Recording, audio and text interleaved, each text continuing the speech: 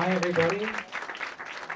First of all, put your hands together again for Sally Kirkland and Sharon Greytak. Come on back.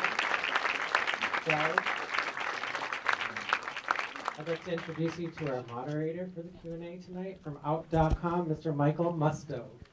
Hi. I thought it was a terrific movie. Did you like it? Good. Hi, Sally.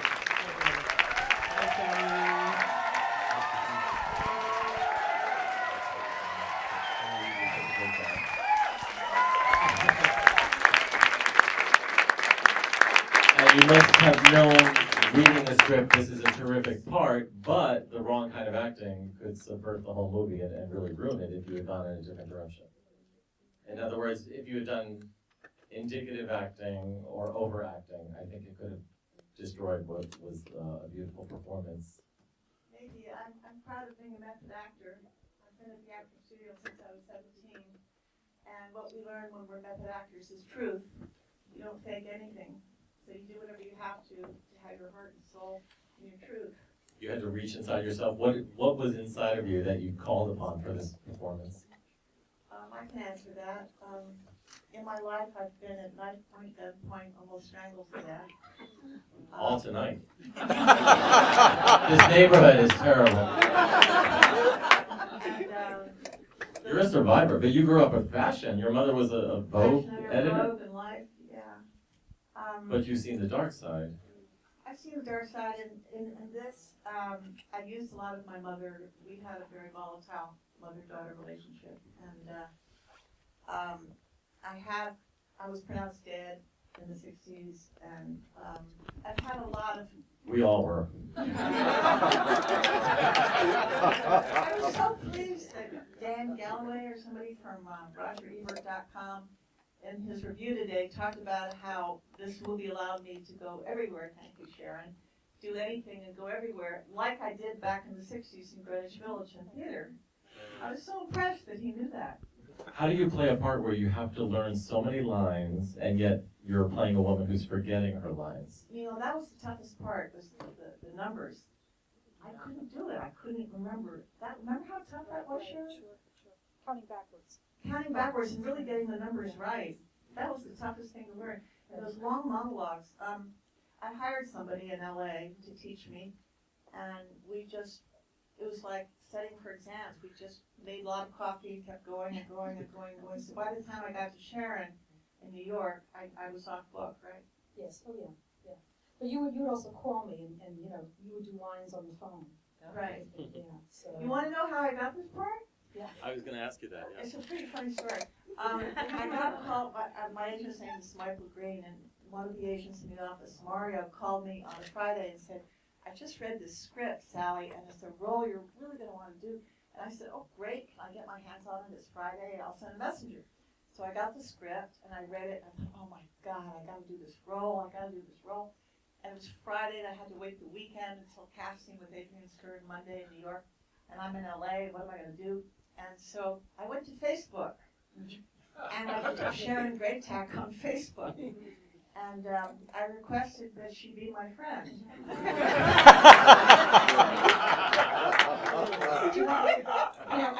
Can I interrupt you? Can I add? Yeah. So I had no idea. So Adrian Stern is my casting director. And, Put the mic by your mouth. Yes. Adrian Stern is my casting director, and so the breakdowns were put out. The script, Adrian put the breakdowns out for the different parts. And so my IMDb rating skyrocketed, and everybody was requesting to be Facebook friends and all this. So I just found it very humorous. Sally's really the Facebook queen. So all of a sudden I see Sally Kirkland, wants to be friends, and I had no idea she had the script. And then I guess Monday was that Adrian said, be at your phone on Tuesday at 7:30, and Sally Kirkland's going to call you. So that's when I realized you had the script. And she did. And we were on the phone for 3 hours. 3 hours, yeah. 3 hours. And that was my audition. Wasn't it? You didn't really audition. It's the first time I've ever heard her say that. Yeah, but you have to tell them that it's only me and is it Oliver Stone? Oliver Stone? Yes, we're the only two that made her ADR some lines. We have to replace a few lines, so, isn't that right? Oh, right. No. Oliver Stone. Do y'all remember the beginning of JFK? You fucking asshole! And he threw me out of the car and knocked wheeled into the hospital and said, "They're gonna kill the president." You all remember that? Well, we had to change all those lines for the airplanes. You're not allowed to say fucking or, asshole or anything. All right, that what you're referring to? No. Right. So I needed some lines ADR, and I was in New York and she was in LA, and a friend of mine took her to. What is ADR? ADR is looping. Yeah, it's like replacing lines.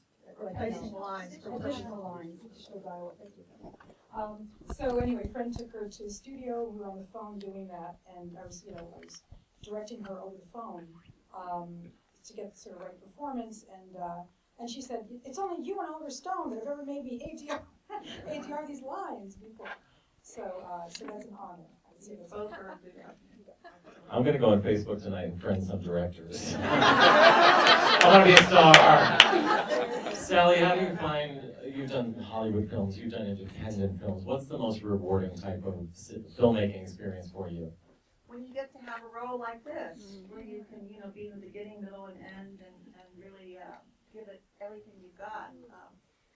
I'm 72 now, and I started when I was 17, so it's been about 54 years of acting, and these roles just don't come around. Now, I know there's some actresses in the audience. Is that true? Watch out, Sally, watch out. Well, no, Rutani is much younger than me, and Angelica Page is a baby.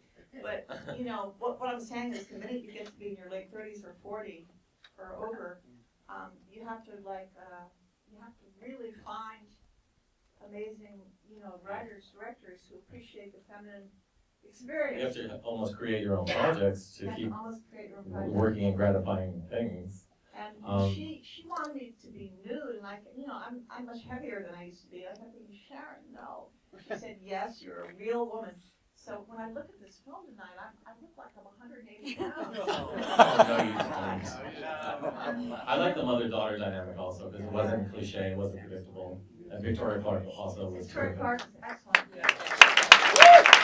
I'd like to open up the house for any questions you might have. We'll bring a microphone to you so we can hear you.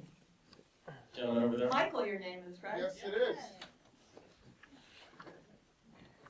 I don't need a microphone. I'm Italian. Right on. First of all, Sally, you're beautiful on screen. Thank you. You look gorgeous, and it was a great performance. So thank you for that.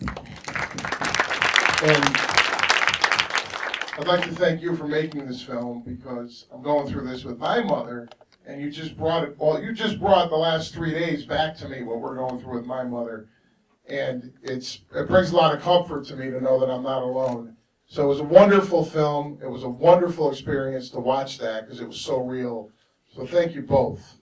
That was an excellent movie and a wonderful performance, and brought it all home for me. So thank you very much. Good question. Thank you. Anybody else? Renee, you must have a question.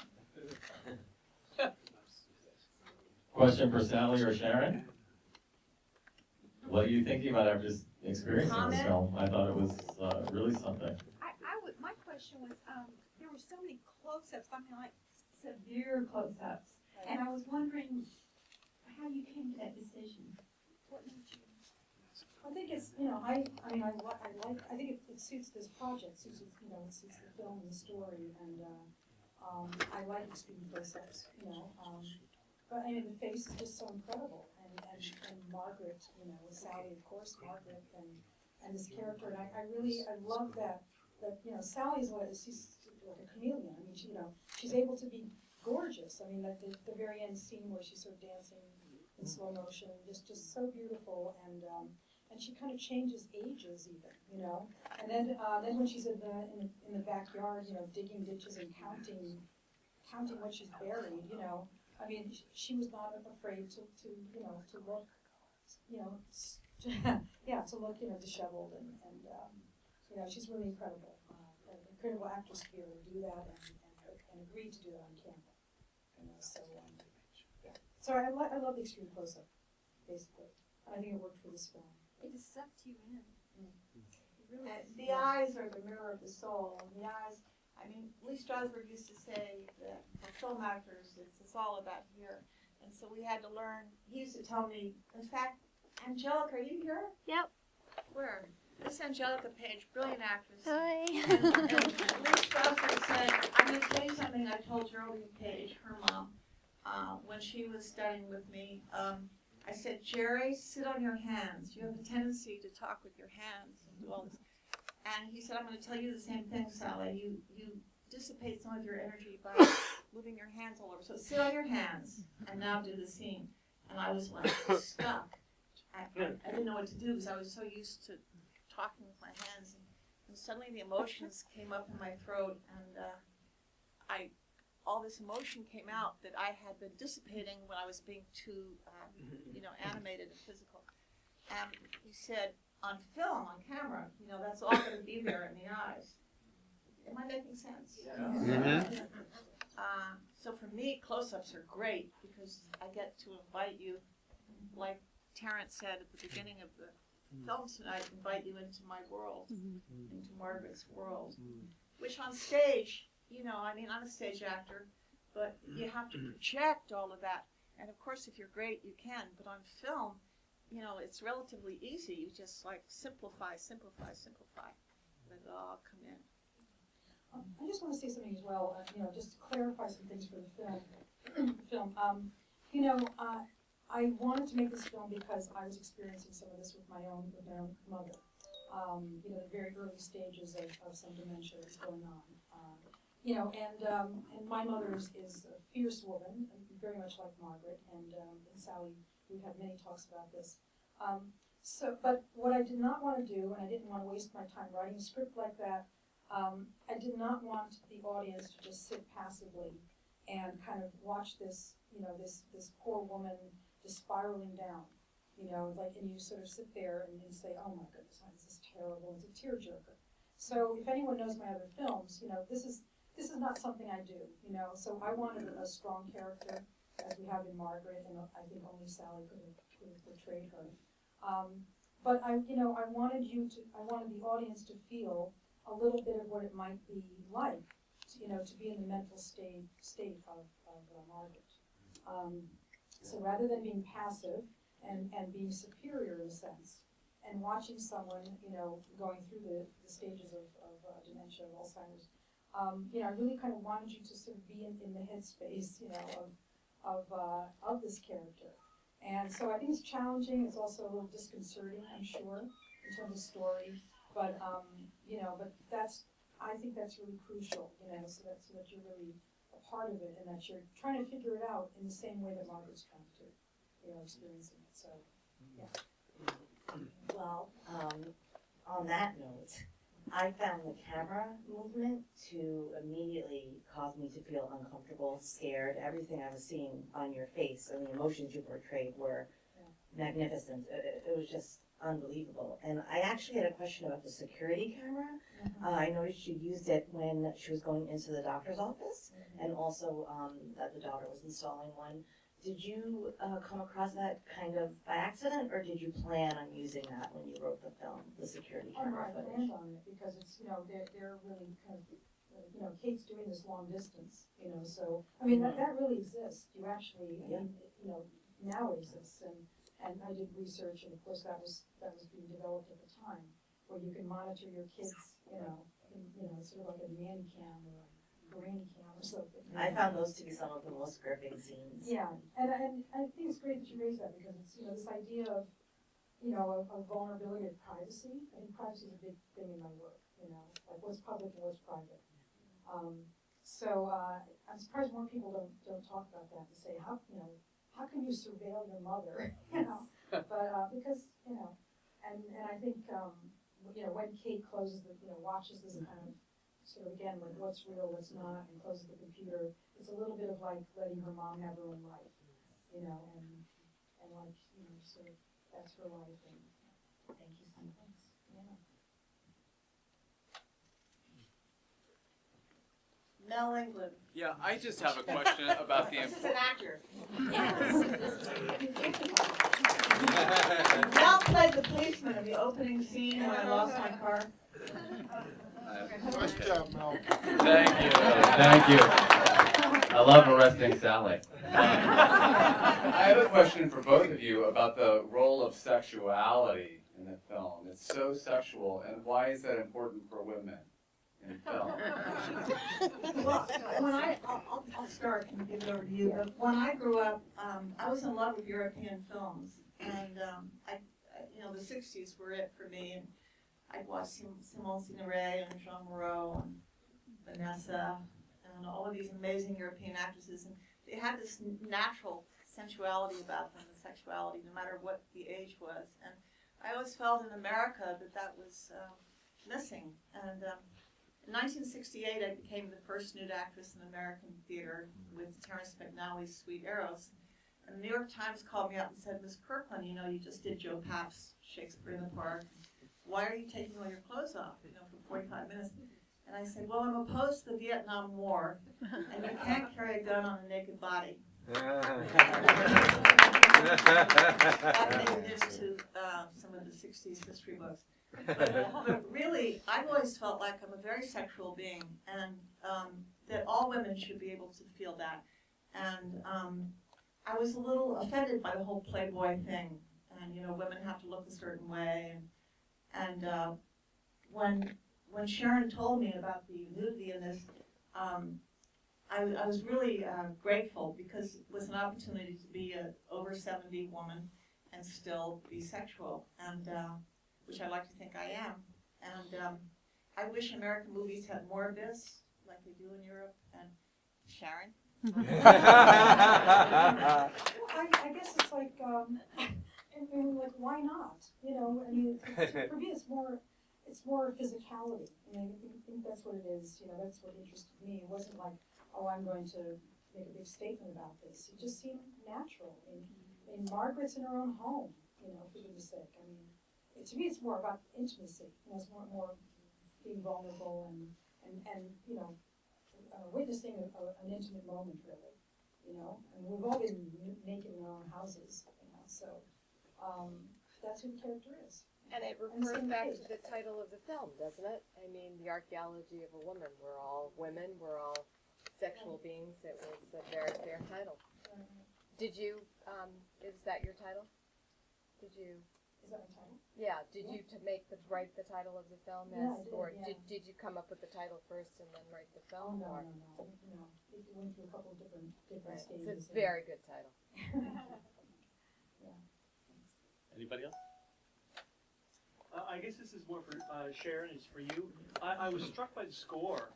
Can you say a little bit about where that came from? I didn't quite catch the composer or whatever on the titles. Right. It felt like it really added a lot in almost a 50s or 60s dramatic sort of way. And so could you say something about that? Yeah, the composer is Heather Schmidt, and she's let me see, how do I? Well, I kind of, I was kind of not working with, but considering a number of composers, and somehow Heather and I got to work together, which is really great. She was also part of Sundance Documentary Lab, the composer thing that they were doing. I always work with original music. All my films, I work directly with a composer, and I really love that. And, instead of finding parts of music from everywhere, and it's just a simpler somehow, like sort of one voice, and the collaboration is always great with the composer. I love that. Yeah. So thank you. Question Thanks in the for back having here. us. Hi Sharon, I just want to thank you to know so loud for such a beautiful story and such a compelling, amazing performance. To watch you unravel on the screen and all the layers of an onion coming apart was really incredible and phenomenal to watch. As a human being, seeing people with dementia, I think sometimes you find yourself with that empathetic side of yourself where you feel really sad for the person, and then there's moments where you're almost caught up in the laughter of maybe what they're doing. And I'm just wondering how, being an empathetic and loving person full of light like Sally, how you can reconcile those two different components of your being. The Where are you, by the way? I can't find It's you. Daniel, he's Daniel, oh. sitting right there. Oh, okay, thank you. So, okay, the two parts again are the humor and the what? The dark The dark. and the light, maybe. The dark side of her. Were you asking an acting question? No, it's actually Or a like. writing Yeah. question? I mean, it's just, Kind of like the human side of it's of very. someone with dementia where you have empathy and you feel sad. I noticed there was some chuckling in certain moments of the movie where maybe people kind of felt like maybe I'm not supposed to be laughing at this, but you find humor in people's actions even though you have such compassion for Yeah. someone's condition. I was so grateful for the laughter, weren't you? Yeah, it was great. Oh, God, thank you for laughing tonight.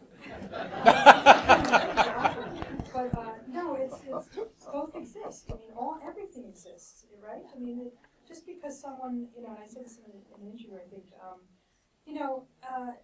you really have to be with the person who they are today, and I see a lot of people, and this film really elicits, people come up to both Sally and I and really tell us things about their own life and their experience with someone they care about and that has some dementia going on. So the film really elicits that, and it's really a beautiful thing to be confided in that way. But I see a lot of people really mourning the loss of a person, and that's totally fine, but to a point. Then you really have to be with the person who you have today, right? And I think that's where the humor, the dark side and the humor and all the shades of that come in, because that's just human beings. So rather than sort of wishing this person was like they used to be, I mean, I think really you can evolve and you as a person can evolve and understand sort of the beauty and the love that you're experiencing now, as well as all hardship, of course. Yeah, so that's my philosophy about this. I just want to add, if you were asking Daniel in regards to as an actor, how do you bring those two things together?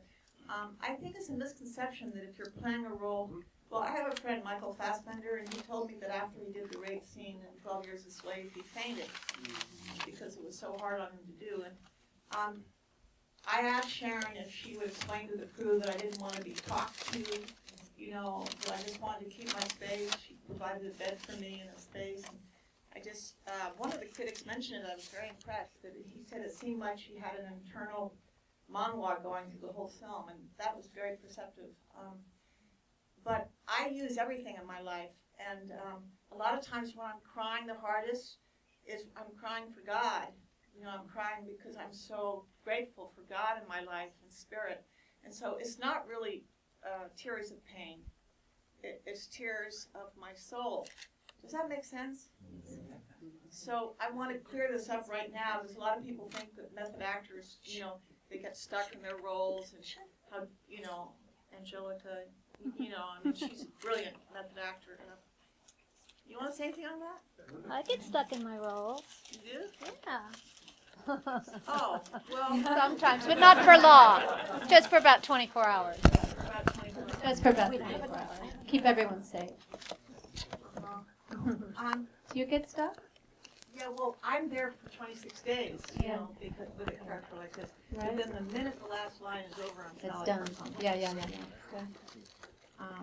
But I'm Margaret from the beginning of learning the lines, and I'm living her. And like Lee Strasberg would say, what does she wear? What does she eat? What does she talk? How does she move? Yeah. Who does she talk to? And go through all the sensory awareness. Completely become her. Let's wrap it up with one more question for Sally and Sharon. Yes, gentleman over there. Oh, and this is I have to introduce him. This is Frank D'Ambrosio, who you may remember took over for Crawford in Phantom of the Opera. And he played Al Pacino's son in Godfather 3, and he got to sing opera. And Coppola, when he was looking for that role, was looking for someone who was an actor and someone who could sing opera. And this young man played the role. Is there anybody here who's not on IMDb? This is amazing. I had no idea. Okay. All right, my question is, how can we get you back on stage in New York City? Naked.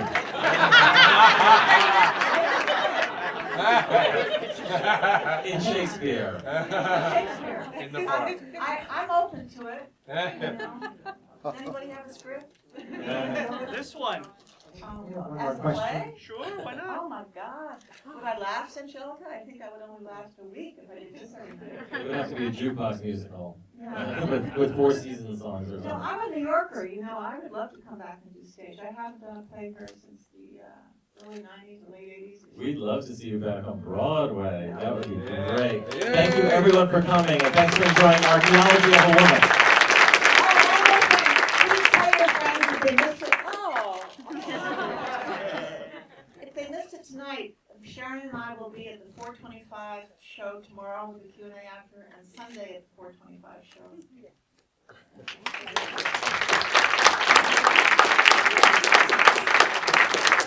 Michael. No. Thank you for coming.